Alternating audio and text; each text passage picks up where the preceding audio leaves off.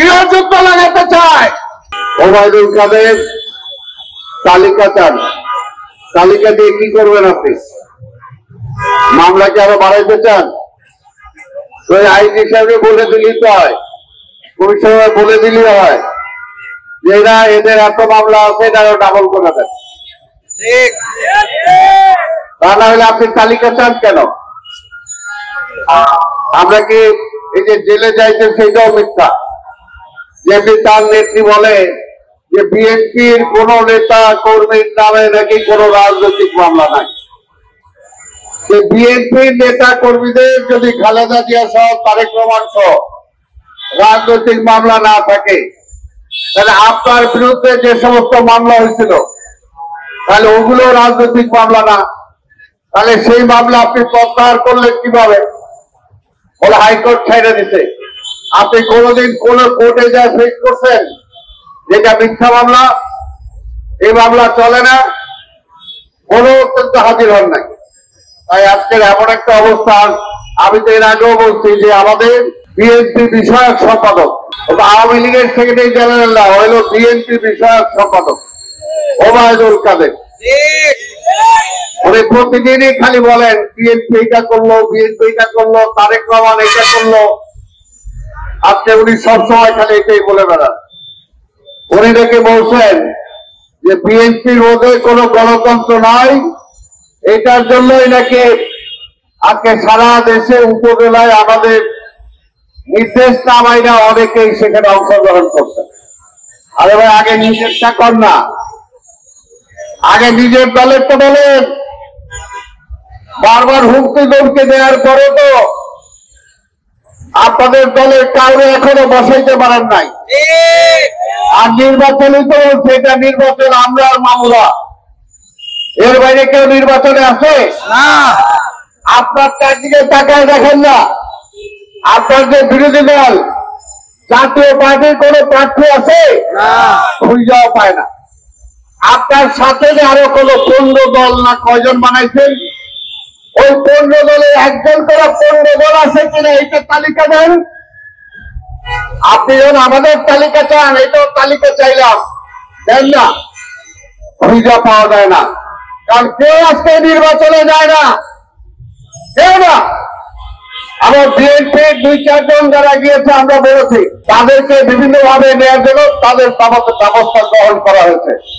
আর BNP যাই বা করবে কি, বিএনপি নির্বাচন করতে দেন না, জিততে দেন না, জিততে ক্ষমতায় বসতে দেন না, চেয়ারে বসে তারপরে বলেন যে তার কোনো বরাদ্দ দেওয়া হবে না। আর সবচেয়ে বড় কথা যেটা আমরা বিশ্বাস করি, আরে জাতীয় নির্বাচনে আপনি খেয়ে রয়েছেন, আজকে উপজেলা ইউনিয়ন পরিষদ দিয়ে কি হবে? আমরা জাতীয় সংসদে নির্বাচন চাই। আগে জাতীয় সংসদে নিরপেক্ষ নির্বাচন হবে, তত্ত্বাবধায়ক সরকারের অধীনে, তারপরে সেই সরকারের অধীনেই অন্যান্য সব নির্বাচন হবে। আপনি নিজে উপরেরটাও খাইবেন, নিচেরটাও খাইবেন, আর খালি বলবেন বিএনপি কথা কয় কেন, বিএনপির ঘর আর জেলে বাঁধা।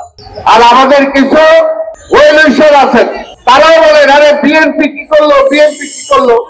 আরে বিএনপি কি করবে? বিএনপি আজকে আওয়ামী লীগ চাচ্ছে এই দেশে একটা গৃহযুদ্ধ লাগাইতে, একটা গৃহযুদ্ধ লাগাতে চায়, মারামারি লাগাতে চায়, কাটাকাটি লাগাতে চায়, রক্তপাত করাতে চায়। সেই কারণে তারা চায় যে বিএনপিরে মারো, দেখি বিএনপি উল্টা সিধা কিছু করে কিনা, উল্টা সিধা কিছু করে কিনা। বিএনপি তো গণতান্ত্রিক দল, বিএনপিকে হাতে অস্ত্র নিয়ে নামবো এই পুলিশের লগে যুদ্ধ করার লেগে? বিএনপিকে আইন অমান্য করে ওই কোর্টে যারা আছেন তাদের বিরুদ্ধে কি আমরা যুদ্ধ করব? আমরা বারবার বলেছি, আজকে মিথ্যা মামলা, গায়েবী মামলা, সাজানো মামলা দিয়ে আমাদের নেতা কর্মীদেরকে গ্রেফতার করা হচ্ছে। এই মিথ্যা মামলায় আমরা জামিন দেওয়ার জন্য কোর্টে যাচ্ছি। এই মিথ্যা মামলায় সাজা দিয়ে দেওয়ার পরও আমাদের নেতা কর্মীরা হাঁটতে হাঁটতে আজকে জেলখানায় যাচ্ছে। আপনাদের একটাই বলতে চাই, ওই যে বলেন বিএনপি শেষ হয়ে যাচ্ছে, বিএনপি ছোট হয়ে যাচ্ছে, বিএনপি পাওয়া যাচ্ছে না। আরে যে দলের নেতা কর্মীরা বুক পেতে দেয় পুলিশ সামনে, যে দলের নেতারা আস্তে আস্তে চলে যায়, সেই দলকে কখনো শেষ করা যাবে না, শেষ করা যায় না। ইতিহাসটা বলে না, ইতিহাসটা বলে না। কিন্তু আপনারা চাচ্ছেন, আমরা তো বলেছি পুলিশ আমাদের শত্রু না, কিন্তু পুলিশের মুখামুখি আমাদের তারা করায় দেয়। পুলিশকে বলেন গুলি করো, মারো ওদেরকে। আমরা এর আগেও বলেছি অন্যায় অবৈধ আদেশ আপনারা মানেন না, কিন্তু ওরা চাকরি বজায় রাখার জন্য সেটা করে, চাকরি বজায় রাখার জন্য সেটা করে। কিসের মামলা? পুলিশ বাদী, পুলিশের সাক্ষী দিয়ে দেয় সাজা, কোন সাক্ষী কিছু নাই। পত্রপত্রিকায় লেখে ওই জায়গায় কোনো ঘটনা ঘটে নাই, কিছু হয় নাই, পাবলিকও বলে নাই, কিন্তু না, আওয়ামী লীগ পুলিশকে দিয়ে বলে না ওইখানে হয়েছে, এটা আপনাকে মানতে হবে। আর কোর্টে গেলেও সাজা দিয়ে দেয়। এটা একটা বর্বরতায় রূপান্তরিত হয়েছে। দেশে কোনো গণতন্ত্র নাই, দেশে কোনো আইনের শাসন নাই, দেশে কোনো জবাবদিহিতা নাই। এই জন্য আজকের এই অবস্থা। তারপরেও বিএনপি লড়াই করে যাচ্ছে। আপনারা চেষ্টা করছেন, বেগম খালেদা জিয়াকে পারেন নাই, বেগম খালেদা জিয়াকে বন্দী করছেন, এখনো তাকে ছাড়ছেন না, তার চিকিৎসার সুযোগ দিচ্ছেন না।